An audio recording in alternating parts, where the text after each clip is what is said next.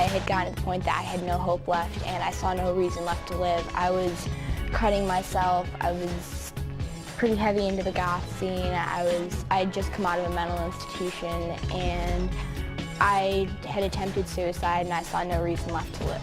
By the time I was 13, I had tried to commit suicide on a more serious scale, and that I had been hospitalized twice. They put me in a psychiatric ward. I was on all kinds of medications, you know, trying to make my brain normal, you know, and really all it was I wanted to know that somebody loved me.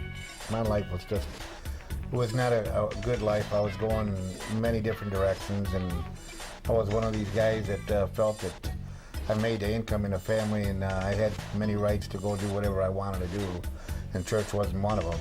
And even though people would see what I was going through and they would know what was happening, you know, I never got that love from anybody, and so I turned to drugs. By the time I was 13, I was getting high, I was partying all the time, I was in relationships with boys, and I was just trying to numb the pain in any way. Maybe if there had been a cafe when he used to drop me off at church and then go sit somewhere and have a quart, maybe he would have come into that cafe and had a cup of coffee instead. I started coming here and I started finding out about God, and I saw that there was hope and that there was someone that actually cared about me and wanted me to live. Coming to Mount Hope was a dream come true because of all the wonderful things that have happened in my life.